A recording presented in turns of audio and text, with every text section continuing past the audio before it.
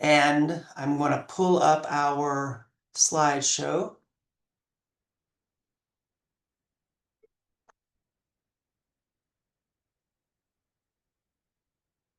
Let's see.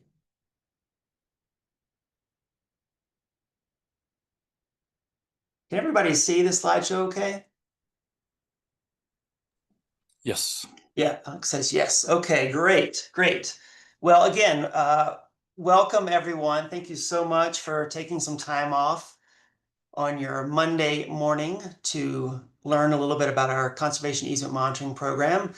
It's going to take us about an hour or so to get through this presentation. And again, this is an interactive training exercise. So any of you that would like to share your perspective on how to successfully monitor conservation easement, I welcome your input. Uh, you're part of a large group of volunteers. There's about 120 volunteers this year. They're going to be monitoring conservation easements across the Estes Valley. So thank you so much for your time. You play a critical role in conserving land across the Estes Valley. And I mentioned this on Thursday during the luncheon. The Estes Valley Land Trust is one of about 20 land trusts in Colorado, and collectively, the land trust community has conserved over 3 million acres of land in Colorado, where the state of Colorado has one of the most successful coalitions of land trusts in the nation. Um, and so while we've conserved about 10,000 acres of land in Colorado, in the Estes Valley, we're part of a large network that's conserved, like I said, over 3 million. So uh, it's a really important exercise. You play a critical role in the success of the Estes Valley Land Trust. I'm very grateful for your involvement. I would like to introduce our newest employee, and that's Alec McDonald. He's on the call this morning. He is our new stewardship intern, and he's doing a great job. We're so excited to have him. I want to give him a chance to say a few words about himself. Hello, hello for everyone who I didn't meet this past week. My name is Alec MacDonald. I'm really happy to be here with Estes Valley Land Trust, and I'm here through Student Conservation Association, or the SCA. It's an AmeriCorps program that helps uh, kids and young adults get into a more natural resource type field. I'm also a graduate student at CSU for conservation leadership. And this summer I'm working on a capstone project with Big Thompson Watershed Coalition down in Loveland to help form a water quality data repository to help, where everyone can find water quality data in one spot from the Big Thompson watershed. So I'm excited to be working with them on that project. But a little bit about myself. I'm originally from Columbus, Ohio, and then went to school in Cincinnati, and eventually moved out to Fort Collins in late 2020 to work for Larimer County Conservation Corps in Fort Collins. And I worked them in the water and energy field. So I was going around doing free assessments of people's houses, of replacing light bulbs and other easy water fixtures, including toilets as well.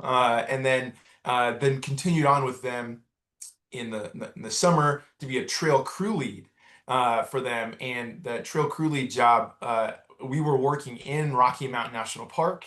And I got to work alongside a trail crew in Rocky, and we worked on Cub Lake Trail specifically in the Moraine Park area up Bear Lake Corridor. If anyone has done that trail, we were doing some rock steps about a mile into the trail. And if anyone's done that since the summer of 2021, I helped make those rock steps. And then after a few seasonal jobs, I eventually landed a full-time job in environmental consulting with Antea Group. They were based in Loveland, and I've since moved to Fort Collins. And I was mostly doing environmental liability management, or ELM for short, and mostly doing underground storage tank release remediation. So, a gas station will, their storage tanks leak occasionally and gets into the groundwater and soil, and my job was help clean that up and remediate it. So that took me all around Colorado, Wyoming, and Nebraska, and also Texas, and traveled to other states as well. And then also with that, did some what was called LDAR. I know a lot of people know what like LIDAR is, the imaging and whatnot, but what I did was LDAR, leak detection and repair. I took a fancy camera onto oil pads and I could detect methane leaks. And I was doing that out near Alt, Eaton, Greeley, kind of Weld County area. And then, I did that for about 2.5 years, and I decided, it was time to go back to school for more of a conservation related degree. And that's how I found the conservation leadership program at CSU, within the Human Dimensions of Natural Resources department at Warner College. Um, if anyone is familiar. And yeah, like I said earlier, I just finished classes and am working on a capstone project with Big Thompson Watershed Coalition, and looking forward to the summer. And then another tidbit about me I forgot to mention on Thursday is I'm also engaged, and Mhm. I'm getting married in approximately 2 months from now. So I'm very excited. My fiance, she just went on her bachelorette trip this past weekend, so I had a little weekend to myself, and that was fun. So that's another little tidbit about me.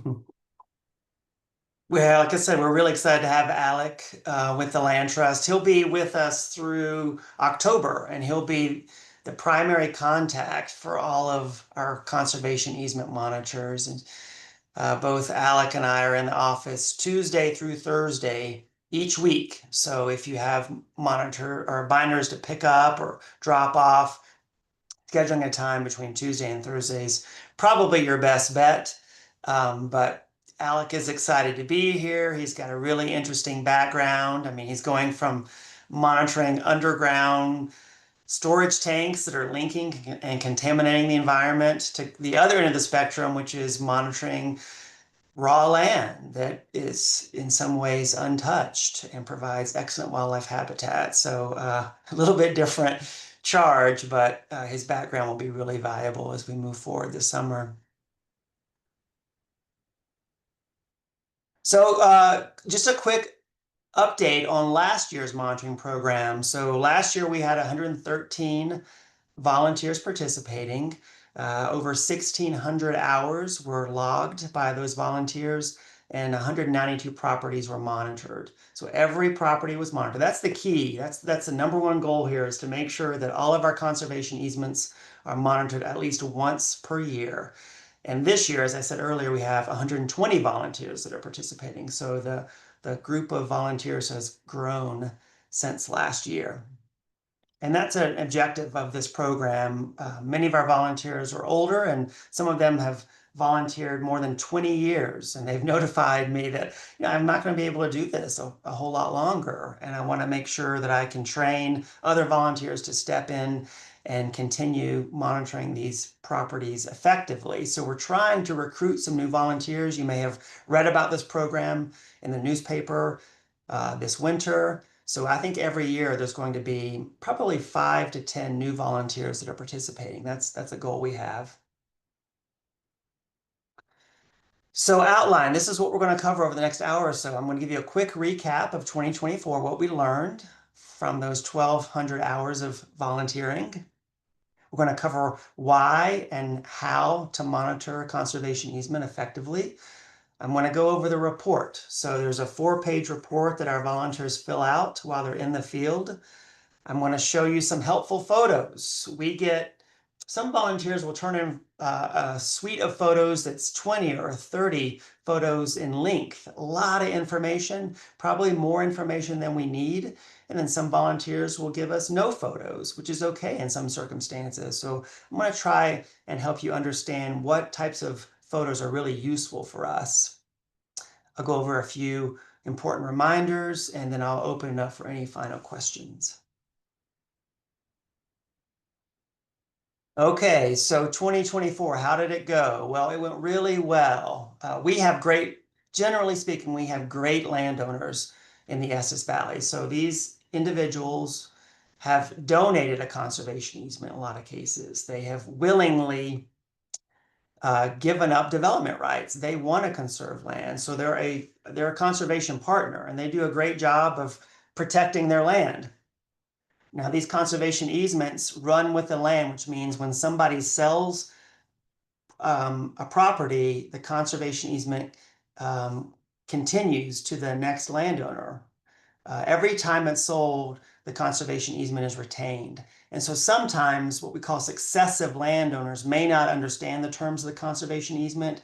And what we found is that's the biggest risk, is that a successive landowner may not understand or comply with the terms of the conservation easement. And so we spend a lot of time trying to educate new owners. We work with the real estate community, and if there's a property that's for sale that's eased by the land trust, we try and interact with that buyer before they purchase the property. We make sure they have a copy of the conservation easement or the baseline report, and they understand the terms of the easement before they purchase it. So education is a big part of what we do before the monitoring season begins. We had a few minor problems or issues that were observed last year. So illegal camping is fairly common up here. We all know how popular Estes Park is, and how difficult it is to find a camping permit under some circumstances. So illegal camping is not uncommon. If a volunteer finds a campsite or a fire ring, we just ask them to document that. We don't ask them to interact with the camper. We leave enforcement up to land trust staff, but documenting that with photographs, we'll go over the map in a few minutes. That's the best tactic for dealing with illegal camping. And then we'll follow up with the landowner, let them know that someone's camping on their property, and generally the landowner takes care of that. We also noticed some minor land disturbance. So there was a neighbor to a conservation easement property that built a new driveway, and that driveway spilled over onto the eased property just a little bit, just by a few feet. And so we worked with that conservation easement landowner to restore that small area last year. There was also a water line that was installed on a public property. So the land trust holds about a dozen easements on county or town-owned land. So we talked about Hermit Park earlier. That's a county-owned property, but it's under easement with the Estes Valley Land Trust. And so there was a property that's owned by the town that was improved with a new water line. It was a permitted activity, but we didn't know about it until the volunteer went out there and monitored the property. And so we documented it, contacted the town, and they notified us that, it's just a standard underground water line that needed to be updated, and they intend to restore it after the project is complete. And then finally, the only other minor issue that we observed were some unauthorized trails. So we had a landowner that was providing a rental unit, and the lessees were riding their bikes around the property over and over and over again, and it created a trail. And so we worked with the landowner to stop that activity and to reseed it. So those are all disturbances that are relatively easy to fix. We didn't have any illegal structures that were built. That's the big risk, right? Is that our volunteers go out there and there's a foundation for a house that's not permitted. We've been able to avoid that worst case scenario year after year. And again, that's by educating the landowner and reminding them to review their conservation easement, so we can prevent that in the future. So it was a successful year, thanks to all of our volunteers. Okay, so why monitor? The first reason is to ensure we're protecting the conservation value. So those conservation easements, remember, these are legal agreements that are executed between the land trust and the landowner. And as I said, they are permanent. They last forever, no matter who owns those properties. We secure those conservation easements to protect conservation values. There's kind of 4 types of conservation values we're trying to protect. Number 1 is wildlife. We all know about the elk and the deer and other wildlife that inhabit Estes Park. So if a property has significant wildlife habitat, that's a good reason to secure a conservation easement. There's also Obviously there are these are beautiful scenic open spaces. So if the property provides um, unobstructed views to mountains or to a river bottom, that's another reason to conserve land. And so many of our conservation easements do that. Um, a third reason to protect land, or a third conservation value, is outdoor recreation or education. That one's less popular, but think about Hermit Park. Think about the trails and the camping opportunities. Those are all public benefits that are provided by Larimer County. But you could imagine if Larimer County someday had a budget shortfall and there's only three county commissioners, and let's say all three county commissioners said, geez, we're not going to be able to balance our budget this year. We have this property up in Estes Park that's worth so much money. What if we just sold that? That would enable us to balance the budget. Well, because of the conservation easement, they could sell it, but it would have to be operated as a publicly accessible open space. That is required in the conservation easement. So that outdoor recreation benefit is a conservation value we've permanently protected through that conservation easement. And as I said, there's about 12 properties that are owned by either the county or the town that are under easement with the land trust. And then the last conservation value we protect are cultural values. So we hold a conservation easement on Enos Mills Cabin. Enos Mills is the father of Rocky Mountain National Park. So that's in the kind of in the Allens Park area. We also hold some very small conservation easements um, on the south side of the Stanley Hotel. So that's to protect that historic view. So there's never going to be a big shopping center or a skyscraper that obscures your view of the historic Stanley Hotel. So a few of our conservation easements have a historic component to them too. But those are the four types of conservation values that our conservation easements protect. And again, we have about 170 conservation easements across the valley. So the second reason we monitor is to confirm compliance with those conservation easement terms. And I'm going to say this probably many times. You see it in bold at the bottom there. The volunteer's role is to observe and document only. So we don't ask the volunteers to enforce the terms of the easement. So your binder, your big black binder, has a lot of information in it. And one of the documents in it is the conservation easement. So that's the document that was written, gosh, it could have been written last year if it's a new easement, or all the way back in the late 80s. And it has the terms of the easement in there. The reserved rights, the prohibited uses, what the landowner can and can't do. That is just for reference. We don't expect you to take it out of the binder and read through it with the landowner. We don't ask you to take a look at the ground and take a look at the easement and determine whether or not the uses are in compliance with the conservation easement. That's what the land trust staff does. So when you return your report, our job is to review the report and follow up with the landowner as needed. As I mentioned, the landowner is a conservation partner. So we want you to cultivate a relationship with them. We want you to build trust. So we ask you to contact the landowner and invite them to participate in the monitoring event. Oftentimes, landowners don't participate. They've either participated before or they're too busy, and that's fine. But we ask you to go through the first part of the report with them, ask questions over the phone, because they're the best source of information since they own the property.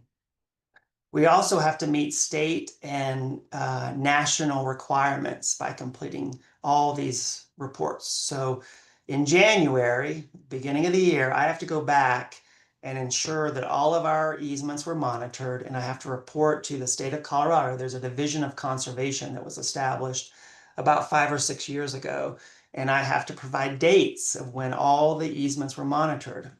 We're also accredited by the Land Trust Alliance, and we secure this insurance, which covers our costs if we have to file a lawsuit because a landowner is not complying with the terms of the easement.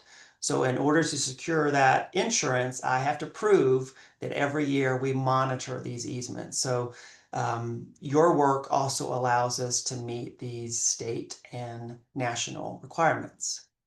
And again, we just ask that you observe and document the conditions only and leave enforcement up to the land trust staff. Okay, how do you monitor?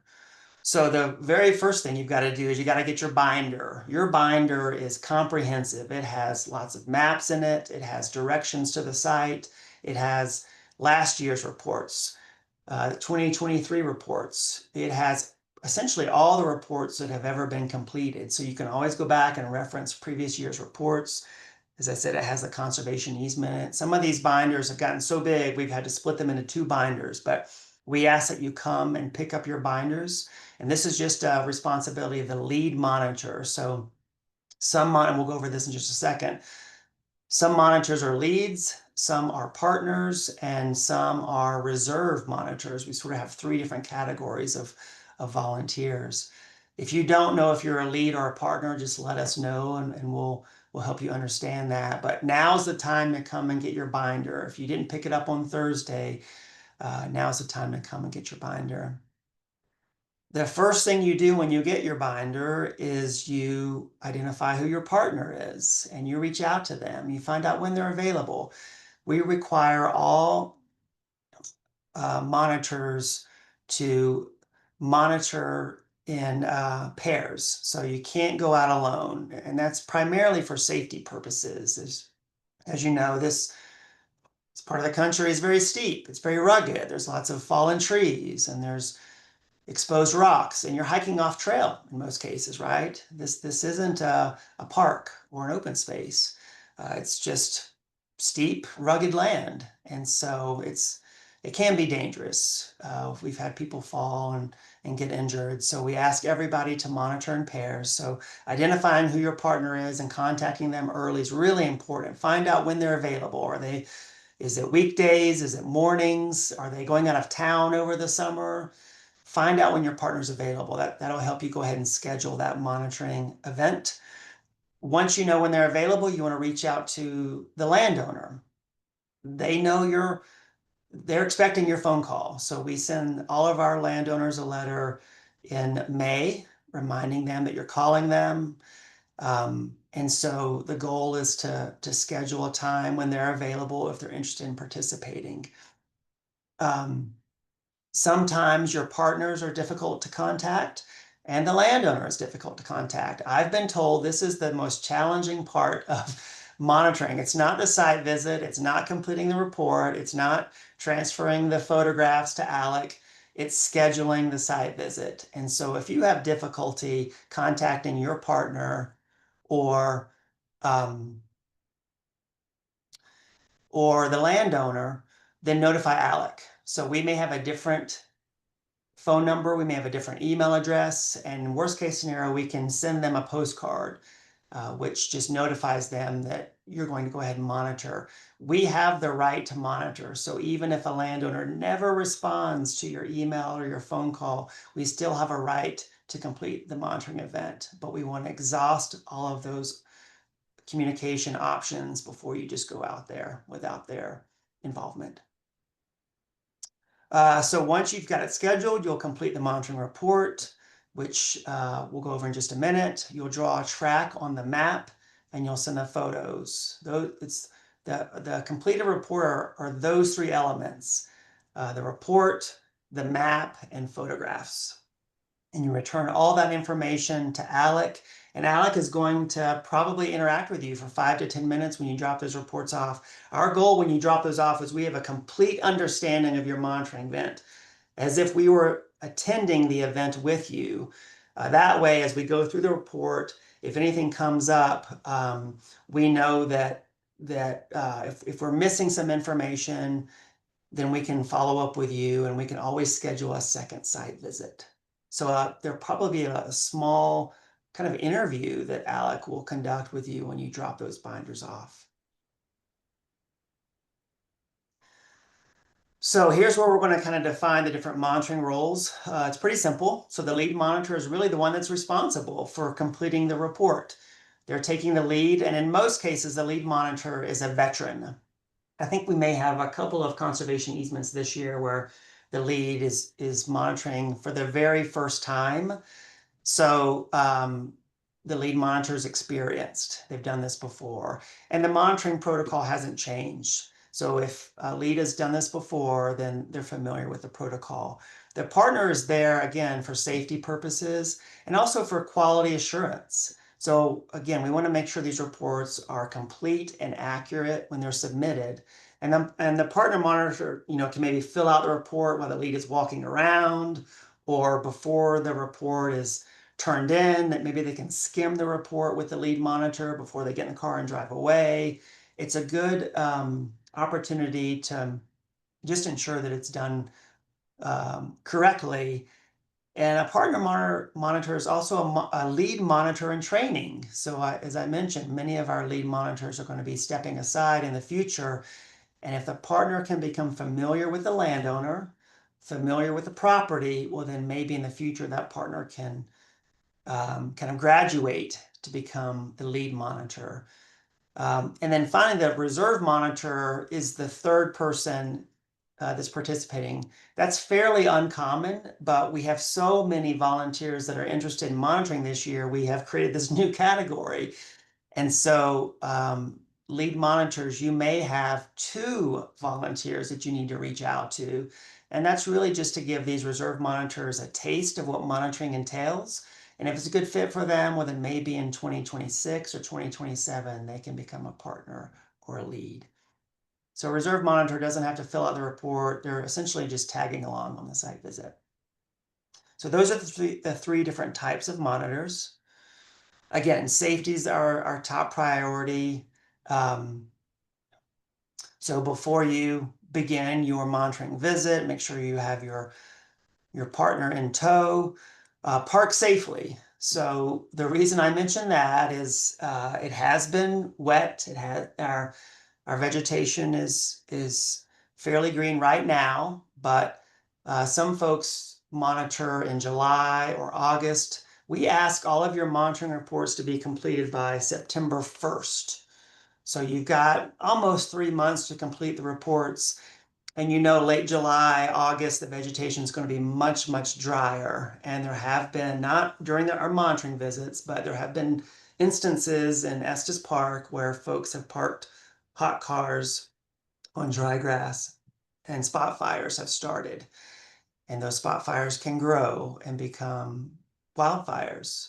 And so when you park, just park on a durable surface, on a driveway, on a shoulder. Just be mindful about that and be prepared. I imagine all of you are very experienced outdoors people, and you know that it can hail in the summer. The wind can pick up, it can get really cold, it can get wet, it can also get very hot. We're at high elevation, so there's a lot of exposure. So you understand the importance of sunblock and a hat. There's lots of tripping hazards, so good boots, layers, those are all good tips for being safe in the outdoors. And then be aware of your surroundings. It's tick season, I think, in Estes Park. Tick season's a little bit, it's sort of early summer, May, June. I hear more about ticks in May, June than I do July, August. But be aware of ticks. We we every year we hear stories about, it's mostly visitors to Estes Park that have encounters with wildlife, especially during the rut season. But of course, there's wildlife out there, so be mindful of wildlife. And then I'll just open it up to all of you who have a lot of experience in the outdoors. Any other safety tips that you may recommend?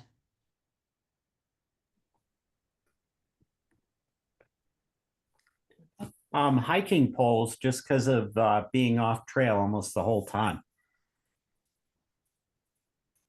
Excellent. That's a great idea. Yep. Yep.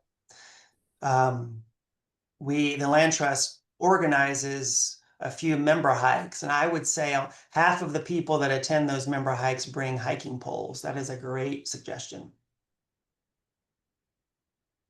Well, if you think of other ideas of how to stay safe outside, feel free to take yourself off mute and share with others.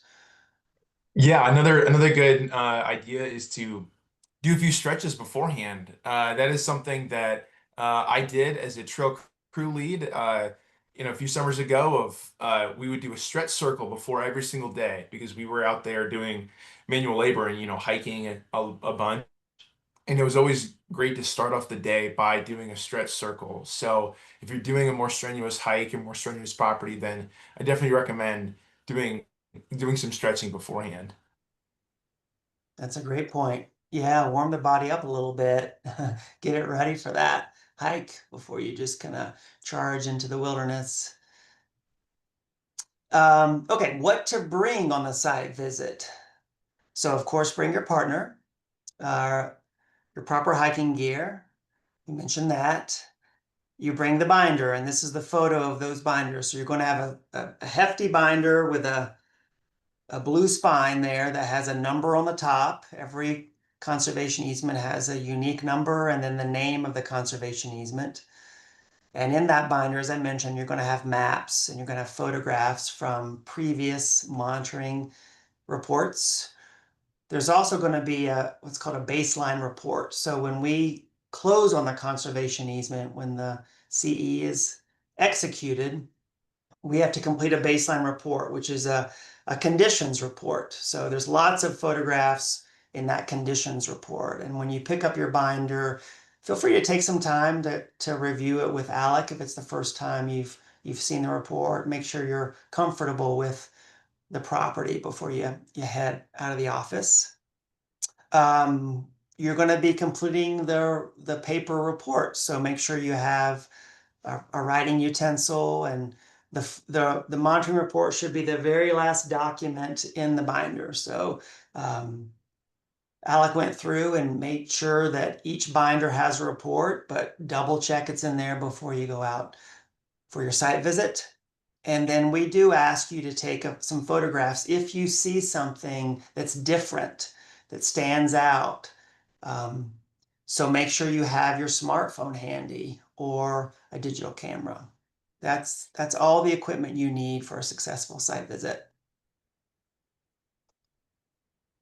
I'm going to go over the report format now. And again, this is virtually identical to previous years.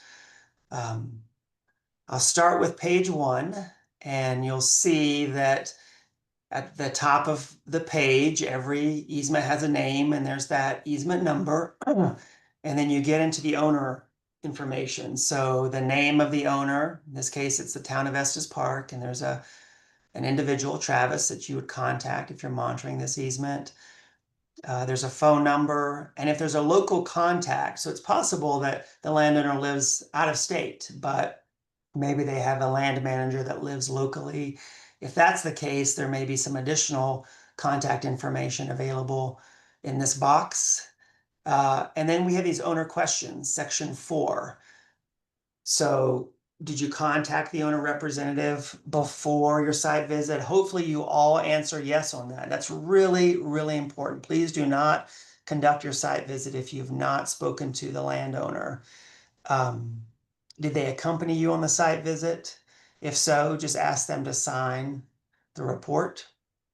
Are they planning a transfer of the property? That's really important for us to know. So property changes hands. I would guess, 5 to 10 properties per year are sold. And as I said earlier, the successive landowner, getting to know the successive landowner is extremely important. So if a landowner is planning to sell the property, that's really important for us to understand. We would probably reach out to them and ask when they plan to put it on the market.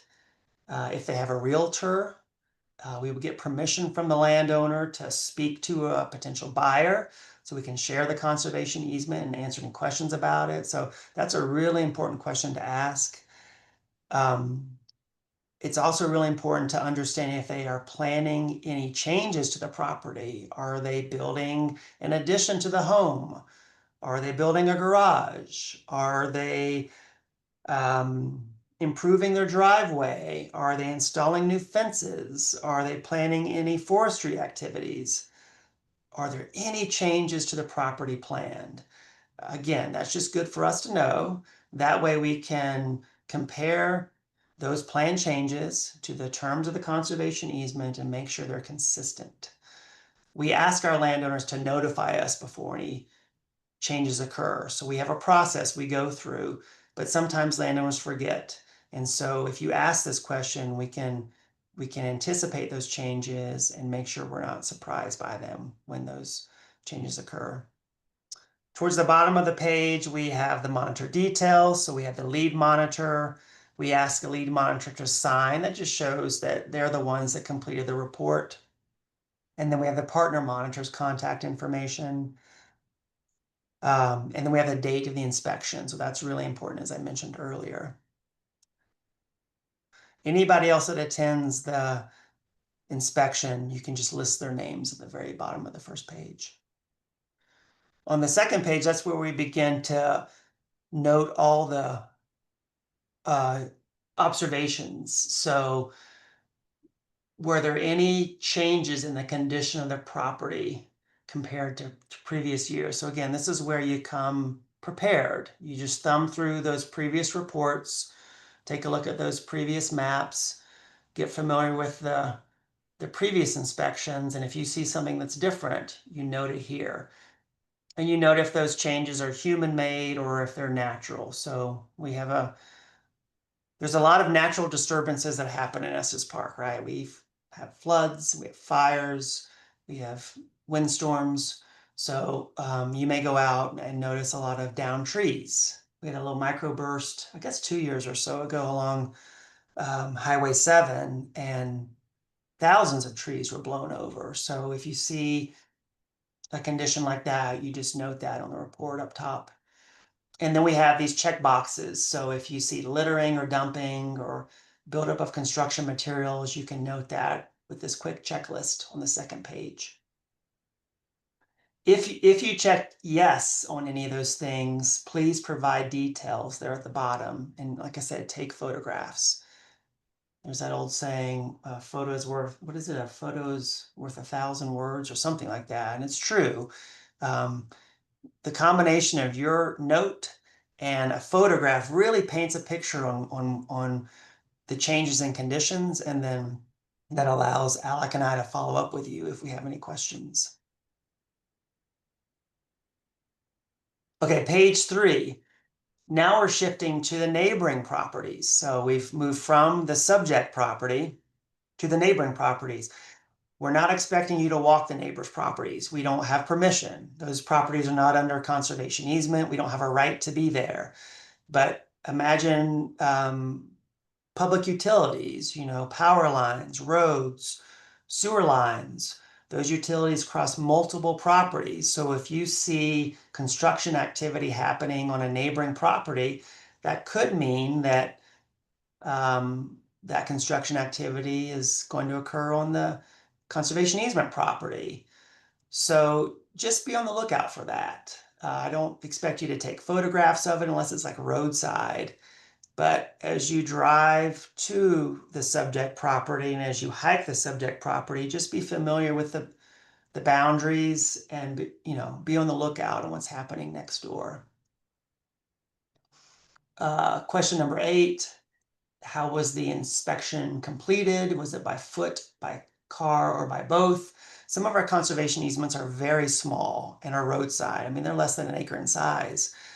So it's very easy just to get out of your car and take a photograph or just observe it from the shoulder of the road. So sometimes monitoring is done just by car, but generally it's done by foot. We really encourage people to walk the land.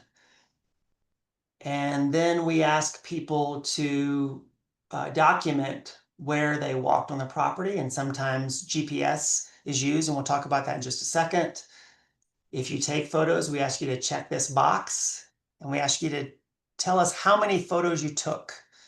And that way, again, we're just making sure that our reports are complete. So if you took 3, well, then we turn to the map, and hopefully there's 3 photos pinpointed on the map, and then we turn to the photo log, and there's 3 photos, so it all adds up. So just tell us how many photos you took and included in your report here. And any other documentation. So occasionally people will use a phone app and they'll complete a track and they'll just do a screenshot of their phone and print it out. So if you do that, that's additional documentation, and you just describe that at the very bottom of section 8. And then section 10 is the total number of volunteer hours. So we want all hours. So it may take you 20 minutes to contact your partner and the landowner. It may take you 30 minutes to review your binder before you access the site. And then it may take you an hour to complete your report and turn it into ALEC. So total up all that time, let's call it 2 hours, and put 2 hours down there. We want to know how much time in total it took you to complete your task. And then at the very bottom in the box there, that's where we sign off. So part of our protocol is that Alex speaks with you when you return your binder.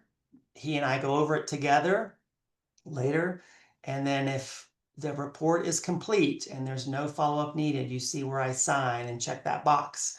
If a follow-up is needed, I'll say yes. I'll specify what kind of actions are needed. And then that means we follow up with those landowners, and we may do a second site visit or have a phone call depending on the circumstances. So that's the 4-page, or that's a 3-page report. The 4th page is this map. And it's a pretty simple map. It's just a blue polygon with the label of the property. Here it says Gateway in the center of it. It does not have any road infrastructure. It doesn't have any land cover. It doesn't show you where a house or a driveway is located. In the future, we intend to improve this map. This is very basic, but all the other information in the binder provides that detail. So you should be able to find the property based upon the other maps and the instructions in the binder. This is really designed just so you can complete your track, so you can draw where you walked in the property and where your photos were taken. And I think, yeah, so now this is an example of how to use your map. So this is a map that I did, a very simple track I did. This is the one conservation easement I monitor every year. It's called the White Property. And I essentially walked in a counterclockwise fashion. You can see it's a loop with arrows. And I took 4 photographs on this site visit. And with those arrows next to the numbers, it shows the direction of the photographs. So let's say this was a different volunteer, or if they brought this map into the office, I knew to expect 4 photographs. This is another hand-drawn map, which is much more detailed. Again, we're all going to do this a little bit differently, but I wanted to showcase this one because I think it's so well done. But you can see here that the volunteer took a photo off the property, and you can see the route they took, and they have marked the different photographs. It says old fire, it says paint, it says mullen, and it says bolts. And that's a rock outcrop. This is near Old Man Mountain. And so there are some bolts that I guess were used for climbing in the past. Mullen is a weed, so they've noted where the weeds occur. I guess there's a little bit of graffiti on the rock. And then they've also identified, it says proposed deck addition. So you can see where they've drawn the structure and they've highlighted the new deck that's going in.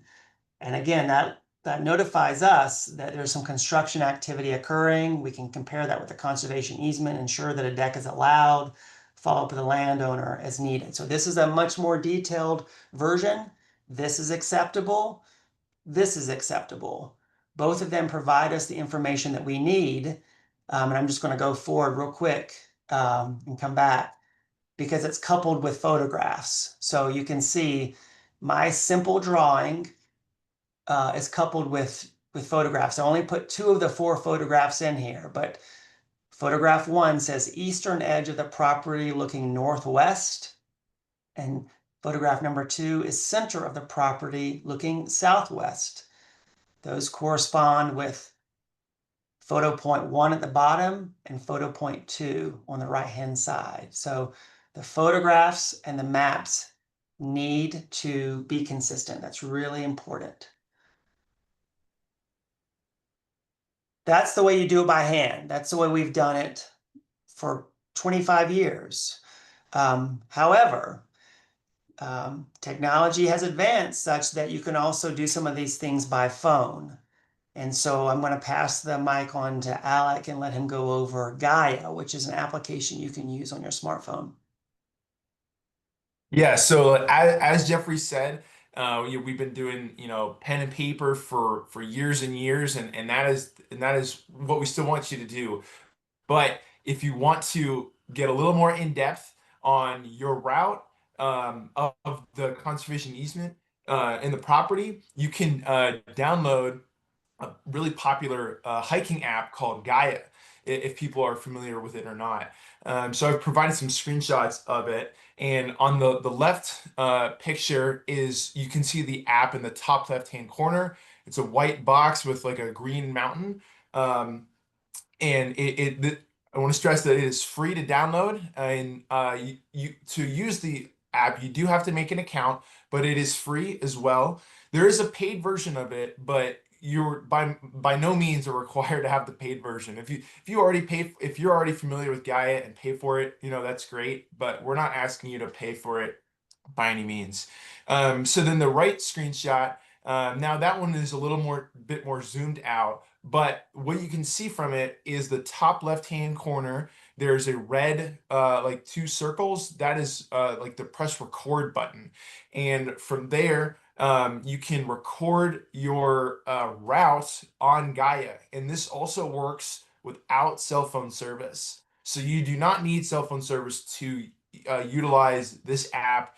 Um, and you can go around the property, and you can snap pictures with your phone, and it will have a little location of exactly where you took a picture.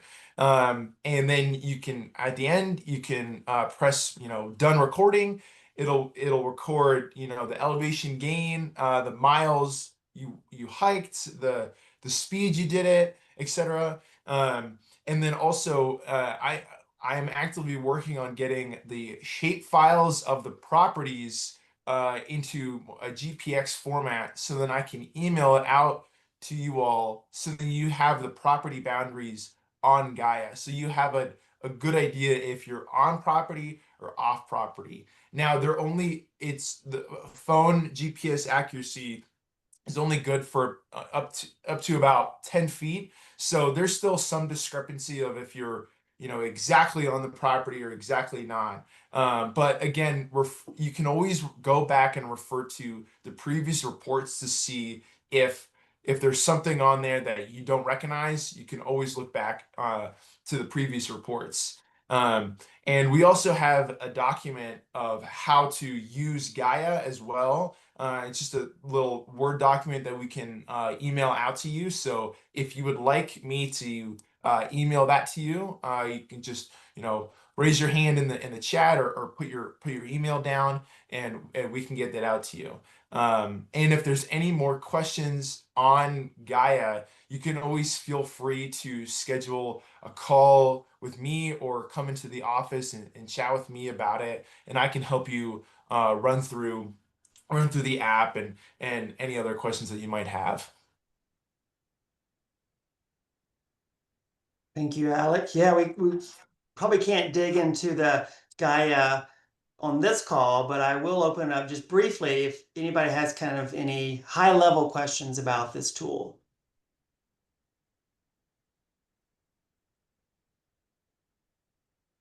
Okay, hearing none. Again, there is a question. Meg, yeah, go ahead.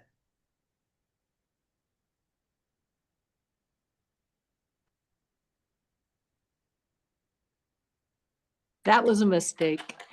Oh. Well, again, this is not mandatory. It's just kind of a fun way to add value to your monitoring visit. I have heard from some volunteers that because you have the boundary of let me go back, essentially this blue boundary is on your phone. and it tracks where you are. So there's less guessing if you're near this, this eastern property line, there's less guessing. But again, as Alex said, these boundaries have a certain degree of error associated with them. So it's still not going to be 100% accurate. So if you find, let's say you find a trash dump near the boundary, the phone app will let you know you're close to the boundary. You go ahead and map that on the map here. You note it on the map. You take a photo of it. Photo number one, trash pile, and you'd return your report. And my job with Alec is to go back to the site and determine if that trash pile is within the boundary, on the other side of the boundary. And we'll use some more sophisticated tools to do that, or worst case scenario, we'll hire a surveyor to find those monuments. So every corner should have a monument, um, a wooden lath or a metal pin in the ground, so we can work with surveyors to find those corners and then shoot a line and determine if that trash pile is on the inside of the line or the outside of the line. That's some of the follow-up activities that we plan if you find something near the boundary.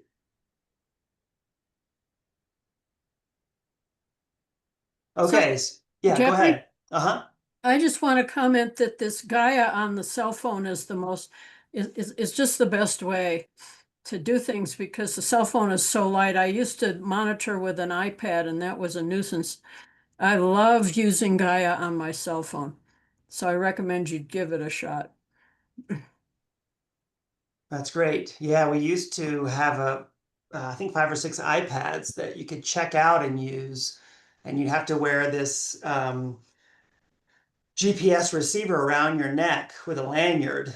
And so it was relatively cumbersome, and now you can just use your smartphone, which is so easy to use. So that's a great point, Alice. Okay, let's move into the photos and captions. So again, we want you to take a photo of any land disturbance observed. So if you see any excavation work, so that's, clearing of the ground. If you see bare soil where the topsoil has been removed or trees have been cut, certainly take a photo of that. Mark it on your map. If you see dumping, if you see clear cutting, those are the kinds of land disturbances we must document. In general, anything that looks different. So if you're out there and you're looking at last year's photos and something just looks a little bit different, please take a photo of it. When in doubt, take a photo of it and mark it on the map. And then finally, photos of you monitoring. It's really important for us to kind of document what monitoring entails.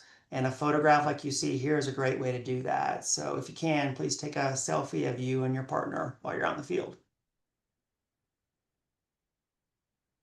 So here are some helpful photos. So obviously, if you see heavy machinery excavating ground, take a photo of it immediately and do not go on vacation.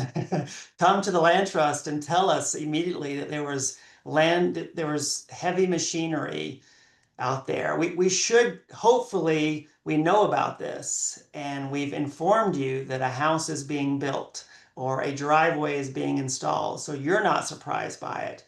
But there's a chance that this is a permitted activity and we just haven't heard about it yet. Or worst case, this isn't allowed, it's prohibited, and we need to stop it immediately. So if you see anything like this, please take a photo and come by the office immediately.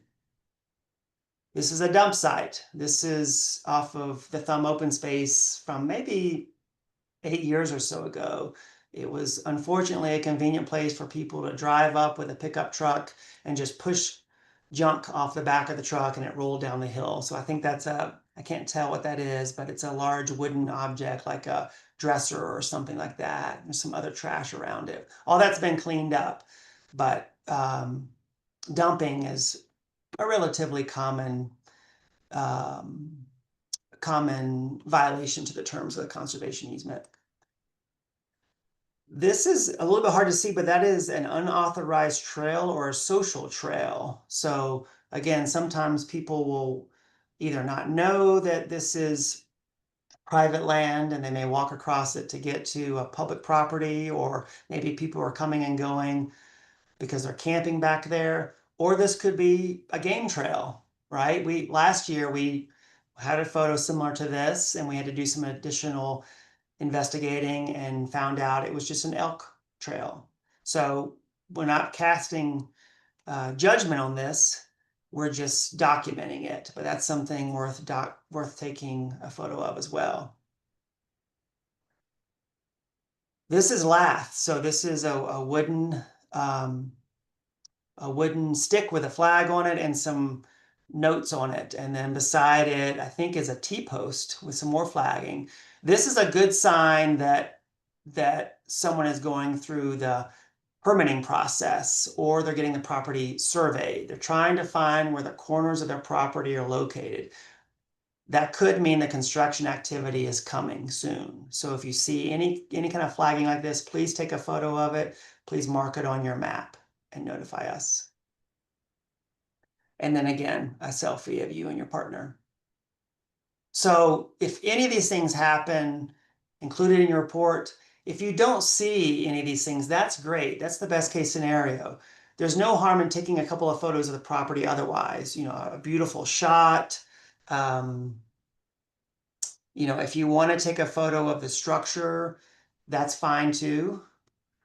We can just take that photo of the home and compare it to last year and confirm that no addition has been made, or they haven't painted it a color that stands out. A lot of our conservation easements say that the house has to blend in with the environment.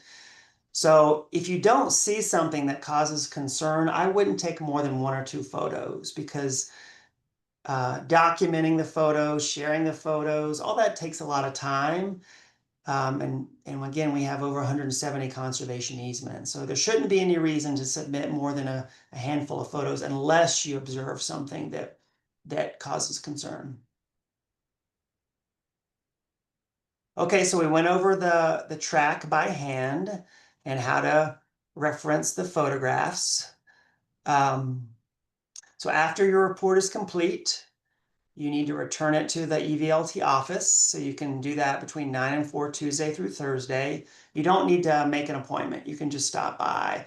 Alec will he'll have some responsibilities outside the office. So if he's not here, I'll try and help you. If I'm not here, then Joanna will try and help you. If none of us are here, the door will be locked, and hopefully you can come back some other time. But someone should be here to assist you as you arrive. Again, Alec will try and review the form with you and ask you to relay any critical information. You may have to email some information. So if you've taken photos, he'll probably ask you to email those, and he'll want to make sure that when he receives those, he can correlate those with the report. So there may be some follow-up between you and Alec. And then you're done, unless there is an issue. And then I may ask to go out to the property again with you a second time and make sure I fully understand where that disturbance is located or where that trash pile is located. Okay, here are some important reminders. So again, safety is the #1 priority. You are representing the Estes Valley Land Trust. So you're a volunteer serving kind of in a professional manner. And this year we've included a name tag. It just says volunteer on it, but it's a way to kind of brand you as a Estes Valley Land Trust volunteer. And those name tags are located in your binders. It's a little sleeve on the inside. So if the landowner attends a site visit, we ask that you wear those name tags. Remember, we're just guests here. We don't own the property. And the landowner is a conservation partner, right? So we're trying to maintain trust with them. Many of our landowners are also members of the land trust. So they come to some of our events. They provide donations to the land trust that allow us to conserve more land. We want to work closely with them. So thank them for their donation. We ask that you contact our landowners at least 2 weeks ahead of the site visit, just to give them a heads up. Ask them to put it on their calendar. I don't think you need to schedule it and then follow up right before as a reminder. As long as they know you're coming 2 weeks in advance, that's sufficient. Invite them to participate. It's a fun activity, and many of our volunteers have some experience with wildlife identification or plant identification, and so oftentimes landowners enjoy learning more about the property as they walk around it. You'd be surprised, sometimes landowners don't have a chance to walk their property, or maybe there's some sections that you will see that are a little bit steeper, and they just need a little nudge to take a look at it. So they appreciate having someone to go along with them. As I said earlier, you're an observer, not an enforcer. So just take photographs and complete the report and leave the enforcement up to staff. And we'd like to have all reports done by September the 1st. This is Alec's contact information, so the phone number and his email address, stewardship@evlandtrust.org. So if you have any questions about the monitoring program, Alec is your point of contact. And just wanted to highlight some upcoming events. Summer is upon us. We have a lot of great hikes. Member hikes, they are limited, so you should receive emails about these events. And if you're interested, I encourage you to sign up quickly. There'll be an online RSVP form because they do fill up quickly. We also have breakfasts. We have one on July the 19th at Eagle Rock School, and we have one in August at Hermit Park Open Space. We also are coordinating an herbicide essentials for landowners workshop in September the 10th. This is the first time we've done this. Volunteers often come back to the land trust and say, hey, listen, it looks like there aren't any structures that I didn't anticipate or no excavation activity, but man, there's a lot of weeds out there. And the conservation easement doesn't prohibit weeds. We encourage landowners to manage their exotic plants by either pulling them or by using appropriate herbicides, but that's really up to the landowner. And so this year, for the very first time, we're working with the Larimer County Natural Resources Department to learn more about the proper use of herbicides. So how to spot treat weeds. So this isn't about broadcast spraying. It's about identifying a weed and using a wand with a backpack sprayer and targeting that individual plant. They've been able to do that, and it's a good management tool. So we have that event coming up on September the 10th. So we'll be advertising that probably in July or early August. And then towards the end of the year, we have our holiday party on December the 11th. So pay attention to your email. You'll see invitations for all these activities throughout the summer and fall.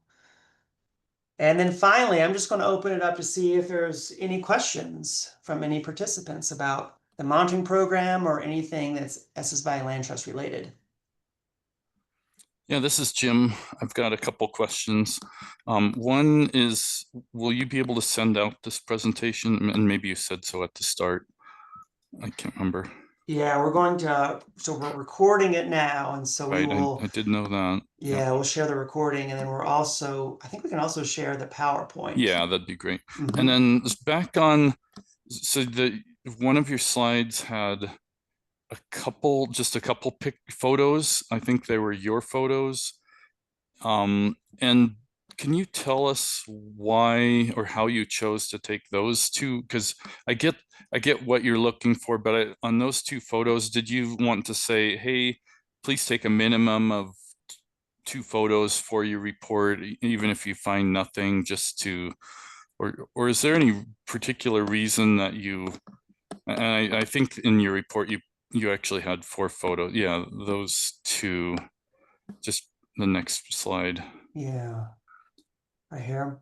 Can you see Right, those? and so how did you choose, or did you say, hey, these are nice view, and then if you end up with a bunch more photos, can you decide, hey, I don't need to put these in because I ended up with more photos, and these were just for background? Yeah, so that's a great question. So the reason I included those 2 photos is because I was really familiar with the property. So you can see it's kind of a rectangularly shaped property. And the first photo is a great vantage point. Let me see. Yeah, Yeah, it's beautiful. it is. So that is, you can't tell from this image because it's so simple, but there's a road that comes in near one. And so I was able to park along the road and take the photo from the road. Whoops.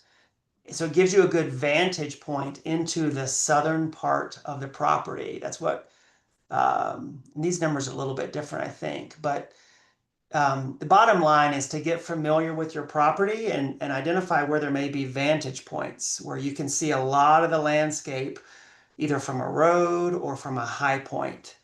Yep.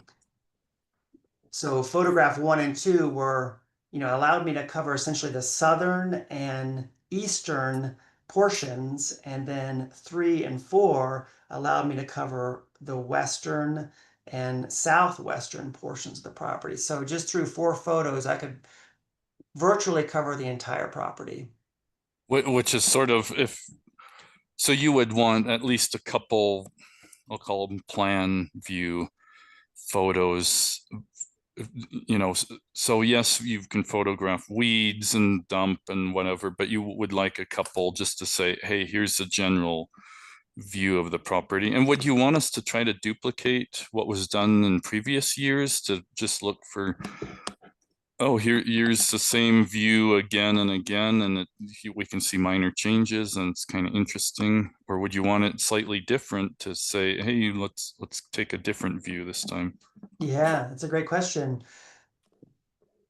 Or don't care? Am I Yeah, getting no, too, I'm probably no, too far in the that's weeds. an important question. Yeah.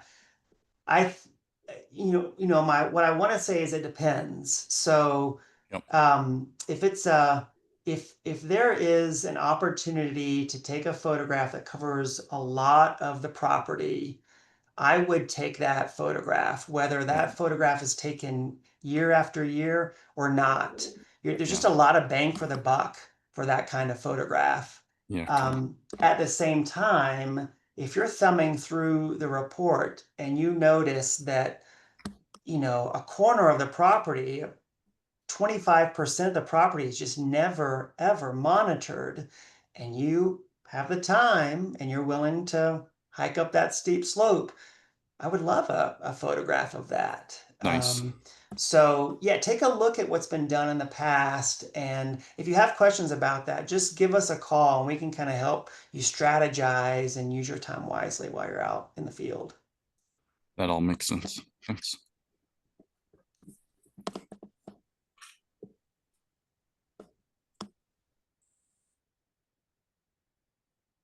Any other questions about monitoring?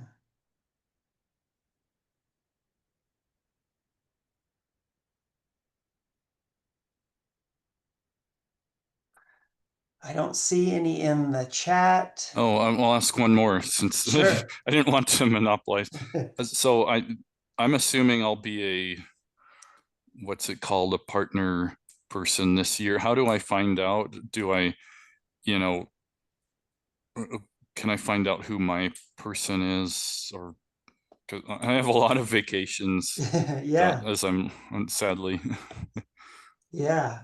That's another great question. So this year, for the very first time, we are going to give you your lead monitor's email and phone Nice. number. Okay. So in the past, it's the lead's, and it still is the lead's responsibility to contact the partner, but that hasn't always happened. And so we're also giving the partner the lead's contact information. So if you don't hear from your lead, I'd say by July 1st, I'd reach out to them and just say, hey, it sounds like I'm a partner of yours for monitoring this year. Here's when I'm available. I'd love to work with you on that monitoring visit. So you'll get an email from Alec in the next few days with your lead's contact information. Thanks.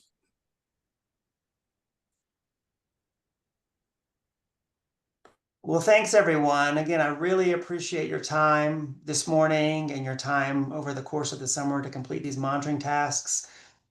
Please come and get your binders. take a look at them. If you have any questions, reach out to Alec. If you want to learn more about Gaia, I think he can meet with you and help you download the app and kind of walk you through it. He is going to have to create a shape file for each property, so that's going to take a little bit of time. But I think he's equipped to do that. So let's stay in touch. Have a great summer. I hope to see you at some of our Land Trust events. And thanks again. Take care. Thank you so much. Wow.